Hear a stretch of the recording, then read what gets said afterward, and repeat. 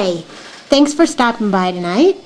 Tonight is the paper tray blog hop, and the technique challenge tonight was to utilize score lines in a creative way as a decorative accent to any type of project.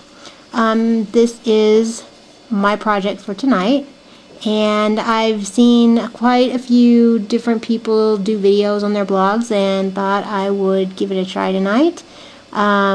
I am utilizing two different techniques. I'm going to be utilizing the reverse grid, which will utilize the scoring lines, and then I've got another technique which is called the starburst, and it's going to also incorporate the score lines as well. I learned both techniques through the Technique Junkies. These are not my techniques, but I am going to show you how I do them. The starburst technique was submitted by someone named Jennifer Sinise, and the reverse grid was submitted by someone named Cindy Cates. So I hope you enjoy it. The first thing we're going to do is we're going to take a piece of glossy white cardstock cut 5 by 3 3/4.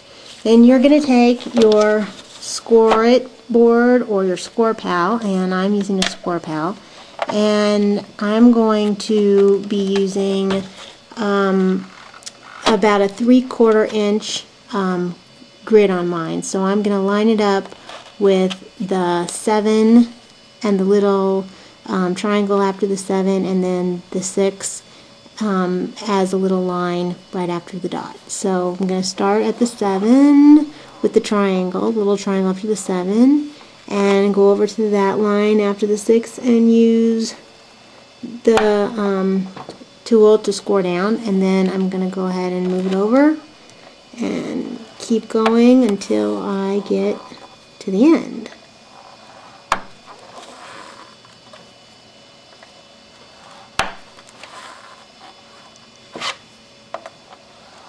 Then I'm going to turn the cardstock around and line it up again, and this is how I'm going to complete my grid. So just keep moving it over and lining it up, and you will have your grid.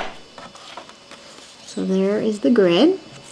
Now we're going to go ahead and start the starburst technique. I am going to be using a Blue Breeze Collided Color pad, and go ahead and open it and push the pads together, and take a brayer and make sure you start with the turquoise all the way to the left, and just go ahead and ink it up.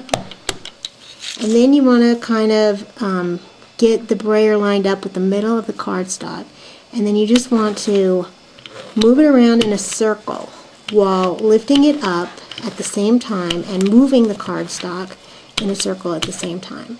And then you just want to keep going back to the brayer with the brayer and inking it up, and make sure you just keep moving the cardstock, moving the brayer, and lifting it at the same time. And just the key to it is thinking of a circle when you're moving it.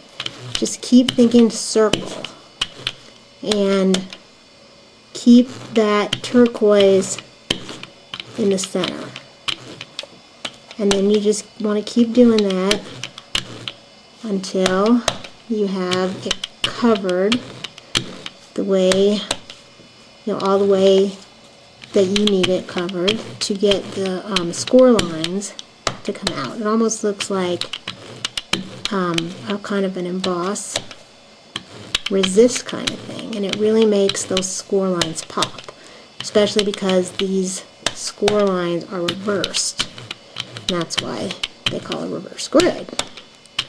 So we're just about finished. Okay, there we go. You guys can see that. And now we're going to take our stamps, and I am using the Dragonfly, which is from the Pond Life set, and they are the paper tray ink stamps. And I'm going to use a white craft ink, and I'm going to ink up the dragonfly, and I'm going to start down in the lower right hand corner and just go ahead and stamp the dragonfly. And then I'm just going to keep doing that on the diagonal and all the way up until I get to the top. And you can put the dragonflies, wherever you want. This is just, how I decided to do it. And if you don't get them completely inked up, that's okay, because it actually helps to get the chalk to show, gives it more of a pattern. And then I'm going to go back in with the dragonfly tail and just try and line it up.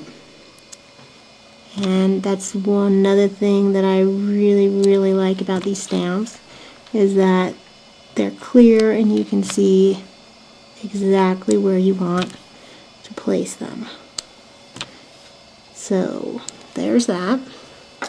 And then last but not least, I'm going to take some chalk and I'm going to go ahead and use a blue to start out with, and just go ahead and lightly pounce the chalk over the craft ink so that the craft ink doesn't smudge,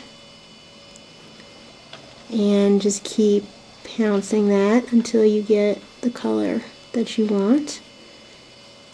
And then I'm going to go back in with some black and use that for the body. And there you have it. You can see the difference between the two, and it just gives it a bit of a shimmer and some color. And that's all there is to it.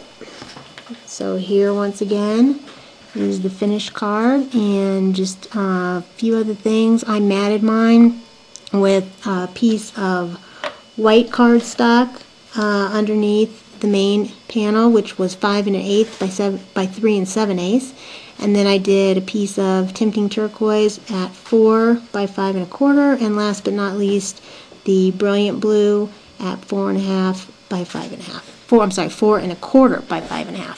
So that's it. I hope you like it. If you have any questions, feel free to email me or leave a comment on my blog. And thanks for stopping by. Have a good night.